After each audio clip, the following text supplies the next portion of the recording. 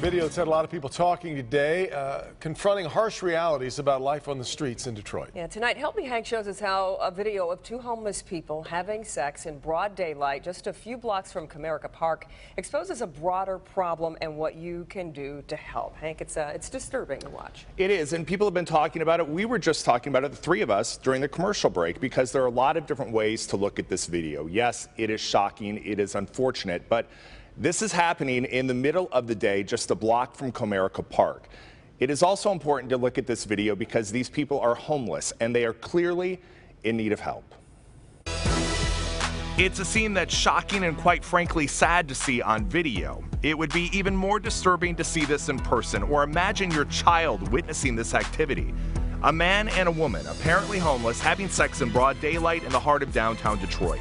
It calls attention to the serious problems that those living on the streets face daily. We as a society have not addressed the issue of homelessness.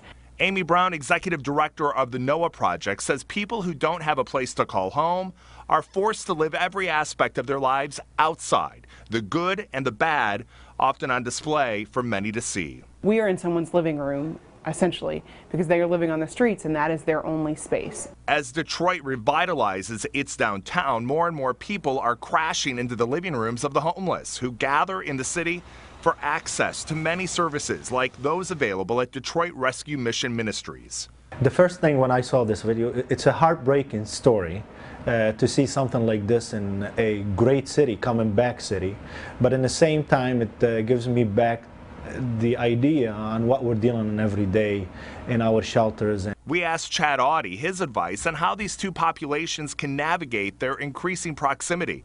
A new Wings arena in the Cass Corridor, an area known as a hub for the homeless. Soon, hockey fans will be moving in. The first thing that we ask for people to do, not to be scared, not to treat them as aliens coming from different space. They are human beings. But if you see activity like this, it is important to know that you should call police right away. That definitely become an illegal act. So they should call 911 immediately and let the police handle it. And Detroit have a special task force to deal with those situations. The reality is there are thousands of homeless people living in Detroit right now. And remember, many of these people are living in areas like the Cass Corridor that were deserted for years. Now we have new arenas moving in. These are hot, hip neighborhoods, places that the homeless have called home for decades.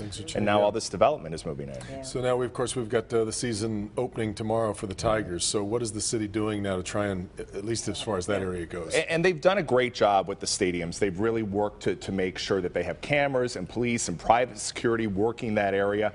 The bigger challenge, and the reason this video is important also for people to look at in the city, leaders who can make a difference, is because a lot of those homeless shelters and community organizations are in the area where the new arena is coming up. So we have to be cognizant and aware of what's going to happen there in a few years. All right, Hank, thank you.